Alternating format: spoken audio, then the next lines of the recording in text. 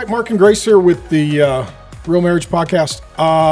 Before we jump in, and today's question is going to be, how do you know which school to send your kids to? So it's kind of summertime, and you got to kind of figure out, what are we going to do when school rolls around in the fall? So before we jump into that, we would love it if you would give us a great review. 5-star. 5-star, yeah. If you want to give us a nasty review, just do it in your heart. Don't do it on the internet.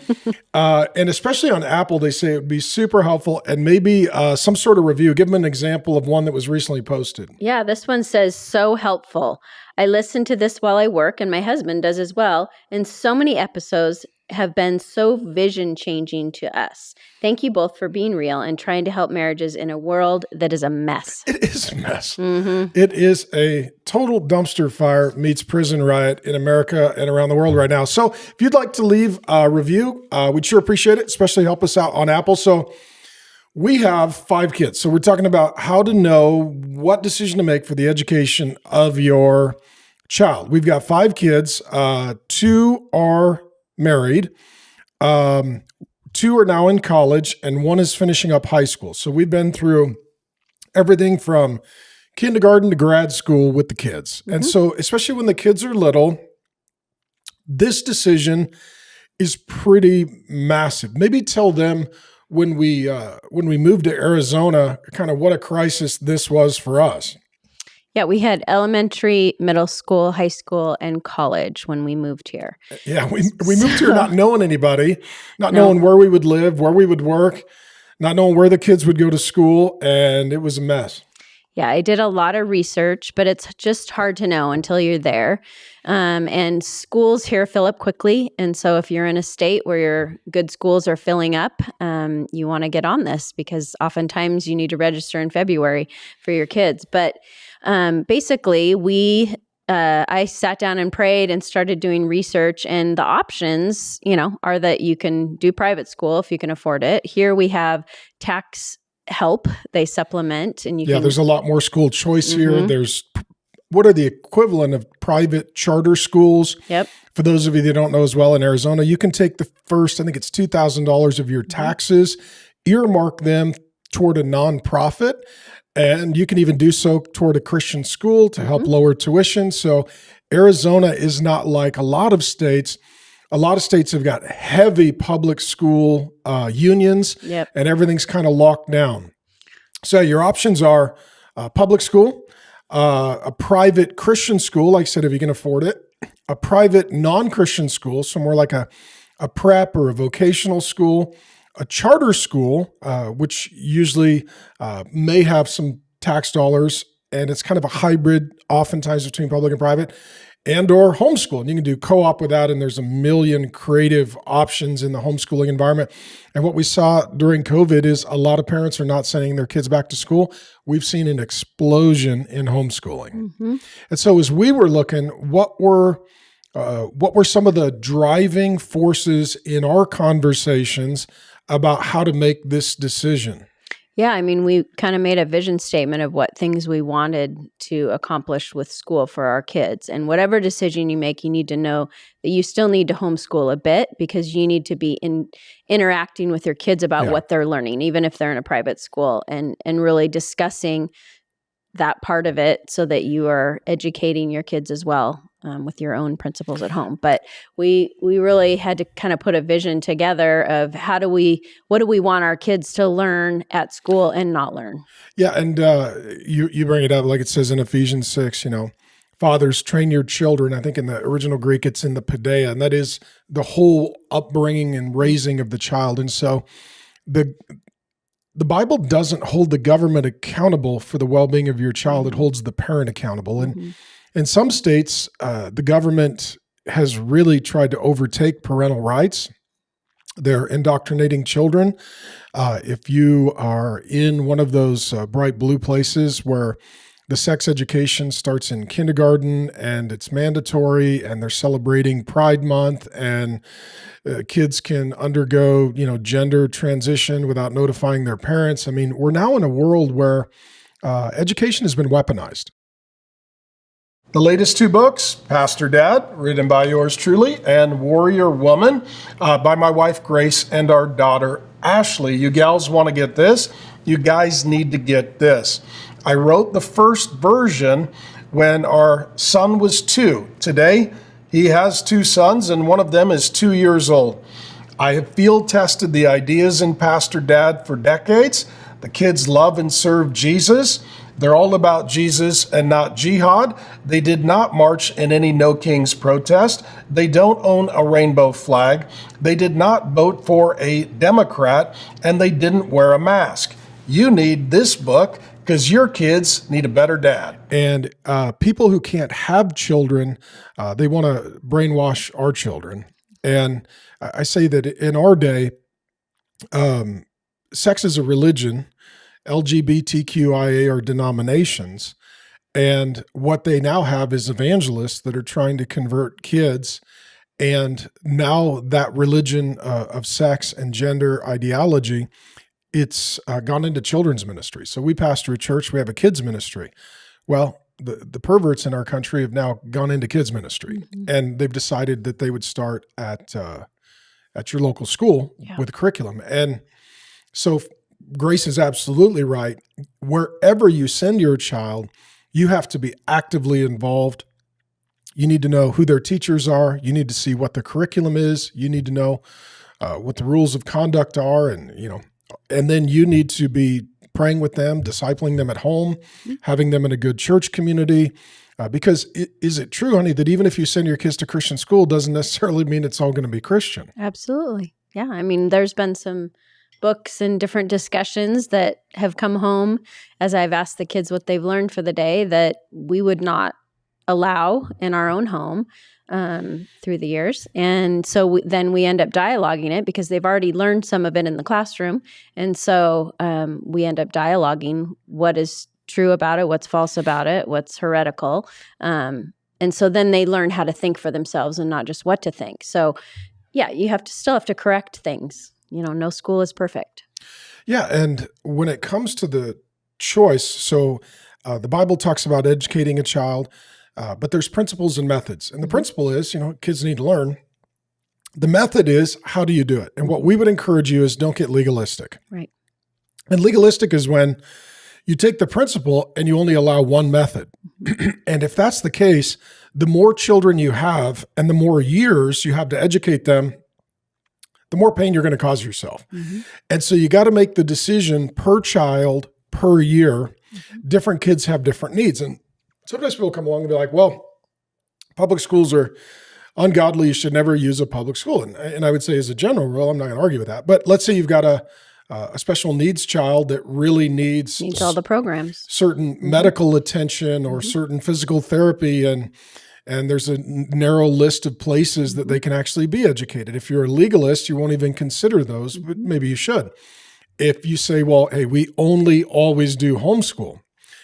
Like us, we had 5 kids. How many of them do you think would have done well in homeschool? How many do you think would have not done so well? I mean, maybe 2 would have done well in homeschool and the rest of them probably wouldn't have. And that's a whole nother topic because, boys need interaction in sports or other group type activities, and you can't always provide those in homeschool. Yeah, and that's where a lot of the homeschool families will create co-ops and networks and set up, specialists and teaching different subjects. And so that world is very creative. And and a lot of people in our church, that's the route that they have gone. So you mentioned, honey, for the couple to get on the same page, because this can be a tension point. Oh, absolutely. Because let's say, for example, you're kind of legalistic and you're like, we only homeschool. And mom's like, I'm dying. I got a bunch of little kids. Maybe I had a tough pregnancy. Our house isn't set up for it. Our budget doesn't allow, the kind of, get a housekeeper to help mom out or something. And so then mom's like, you're putting all the burden on me. On the flip side, if you're like, well, we just got to put them all in private school. You have a bunch of kids, dad could be like, man, I'm dying because I got to generate, an incredible amount of additional revenue to make ends meet. And so it's not just about the educating of the children. That decision the health of the family is the health of the marriage and the family. And so a lot of people are like, well, we need to do what's best for the kids. I'd say you also need to factor in what's best for the whole family and what's best for the marriage. And so maybe even explain for them when we first moved to Arizona how, as we were looking at the options, the schedules for the kids weren't going to line up. Mm-hmm. Yeah, we couldn't get all the kids into the same school. So we were potentially looking at 3 different schools for 4 kids because our 5th was in doing her college years and gap years.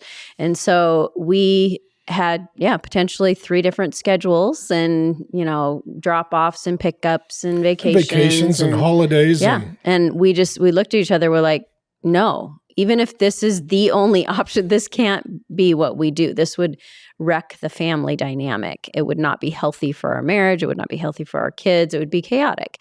And so we just kept praying, okay, Lord, we would like to have our kids in one school, if at all possible, if that's what the Lord wanted. And we felt like that was, And so he did. He actually miraculously opened a door. So leave possibility for the Lord to work. He miraculously opened a completely full waitlisted school for our 4 kids in a way that we couldn't have done. And so, we were willing to look at charter and public and, Christian, but I knew I couldn't homeschool. I am not homeschool material, and it would not be well for our kids or our marriage or ministry. Some moms are. I mean, our oldest daughter runs Real Faith, has got a master's degree in teaching, and she's for sure going to homeschool her kids. That's awesome. I appreciate women that can. I just know that that's not me. And so the reality of that for me was part of the decision. So within that, honey, how many couples and or individuals put a lot of pressure on a couple, like this is how you have to do it? Because once people choose some method for their child and it works, sometimes they're really enthusiastic for it, which can be good, but sometimes they get legalistic and pushy about it. Mm-hmm. And is there pressure on a mom from some of the other moms on how to do it, quote unquote, the right way?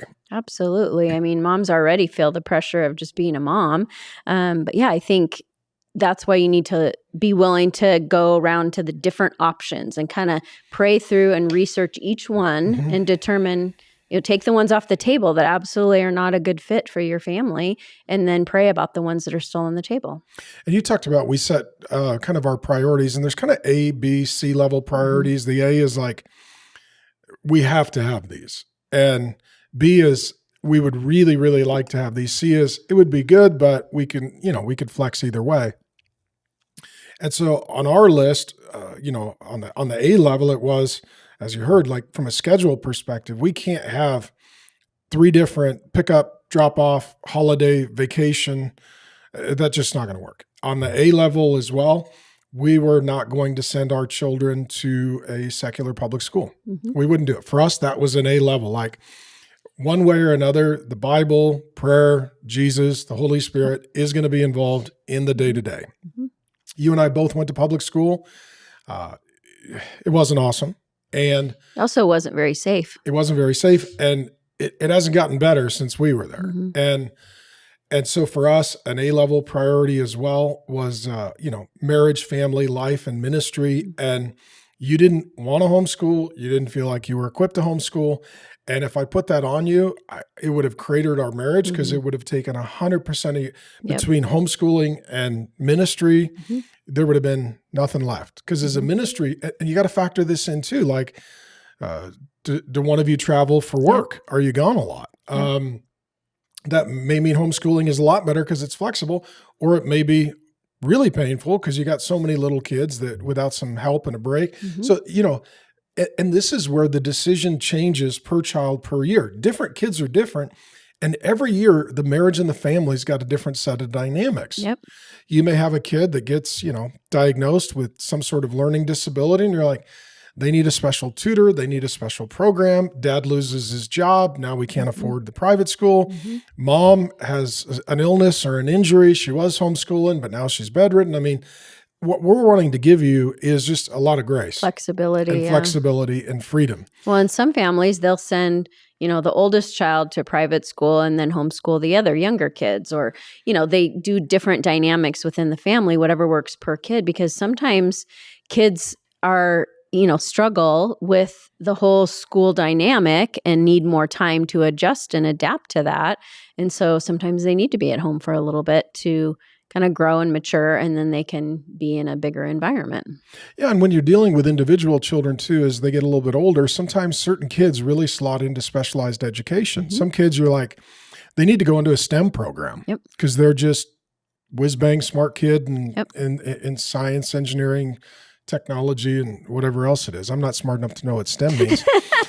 Some of your kids are going to be, incredible athletes, and sports is not the most important thing, but it's like they're an incredible athlete and sports is a big part of their life. And we have equestrian school here. Yeah, there's equestrian school here. Aviation schools. I mean, really determining what your kids are gifted in and maybe focused on and want to do in their future. There's a lot of options out there. So it really does take a ton of research and prayer and coming together and really praying even with your child and saying, what are your gifts and abilities and how do we want to help grow those in a positive way? And so our encouragement too would be every year you make the decision and every child is different and hold it all in an open hand. And if it's not working, make a pivot. Like, and when it comes to education, like, kids are going to school and then they're home on the computer. And, statistically what we knew going in, if you're a parent, and what we know coming out is putting a little boy in front of a screen is not going to result in an education. It'll result in an incredible series of video game competitions and maybe a fantasy football league, but he's not going to learn anything. He's not going to do anything. And so, a lot of parents, I think, were forced in the more recent years to, number one, they're more aware of what their kids are getting taught. Because if, let's say you're doing remote learning, now the kids aren't at school, the laptop is open on the dining room table and you're hearing the lecture. Now you know what's going on. That's right. In addition, I think it gave parents permission to re-envision what education could look like because people got out of the normal flow. And that could be a really great thing. I think just totally online learning for most kids is a proven disaster. And so whatever you do, they're going to need social, interaction and relationships and all of that. But we would say, hold it in an open hand and you may pick a school and it may work great for one kid and for another kid, you're like, they're getting bullied. There's a whole series of issues. Absolutely. They don't have any friends or the mean girls are just making their life painful. There's even if you pick the right school, teachers change, administrators change, curriculum changes, kids change. Especially right now, curriculum changes. Absolutely. And so, education, even if you picked a school, it may not be the same school 4 years later. It may not be the same school 4 months later. Yeah, educate yourself about where you're educating your children. Anything else that you would give them as we wrap up just to think and pray about and consider? I think that you should, again, allow your child to have, depending on their age, but allow them to have a voice into it so that they know that you're going to continue to interact about their education as they go so that they will talk to you about what they're learning and not just sending them off and then not saying anything after that. And so I think it needs to be an open dialogue. You ultimately make that choice. You make that vote. But I think helping them have a voice in it so that they know you care and you care about what they're learning, it's a big deal for a child to know that. So when it comes to parenting, we talk a lot about a view, a voice, and a vote. And what do you give the kids a view of? Like, guys, here's what we're doing. Do you give them a voice? Hey, we want you to speak into this. Do you give them a vote? They get to help make the decision or make the decision for themselves. When it came to education, we gave them a view into all the options. And then we gave each of the kids a very strong voice. And then we voted. But I remember we took one of our sons who was going to head into high school to we went and toured and visited a lot of schools, and we let the kids go with us and just kind of looked around. And it was a very, high ranking, very large high school. He walked on campus. He's like, I will not go to a high school this large. I'd rather be in a medium-sized school, maybe 400, 500, 600 kids in the high school. I don't want 5,000, 6,000 kids in the high school. He's like, I don't want to go to a big school. Okay. We want to hear that. Yeah. Our kids pushed back and they're all like, we want to go to a Christian school. We want to have Bible, prayer, worship. That's very important to us. Like, okay. Our oldest daughter, when she decided to go to college, she went to Arizona State and then she got her master's in the Barrett Honors Program, completely secular. And she's an evangelist and an apologist. And so she's arguing in every class, and she's at the prayer tent, and she's leading Bible studies. So her faith is very strong, and she goes there like, I'm going to go. I'm a missionary going to a bunch of lost That's people. right. But if you have a kid who's very weak and wavering in their faith, and they're not strong, that could crater them. Absolutely. And so again, it's per kid per year, and so with the kids as well, giving them a voice. The boys articulate. They're like, hey, we love playing baseball. We want to have a school that has a good team. We want to compete. That's how we make our friends. That's kind of Learn our integrity. social outlet. That, that's where we learn to obey rules and submit to authority. And so, our boys have been on some really good, like, state championship run baseball teams with all their buddies who are Christians. And if there's a great school that doesn't have that, you can do club teams. So again, there's so figure many it out. different ways. Yeah, you got to Just figure be it out. open and do your research and pray. But how important is it that the couple just come to a full, even at some point they need to come to a decision, but how important is it that the couple owns the decision? Crucial. Yeah. I mean, again, it's okay if it's the wrong decision or a decision that only lasts for a year, but you got to own that decision and then follow through with it. So any decision you make as a couple, you've got to own it together. And it can't be, oh, I hate my school. Yeah, your mom made you go. You can't. Exactly. You got to own it together. It can't be, hey, I want to drop out. Well, your dad's, demanding it. You need to own the decision together. Yeah.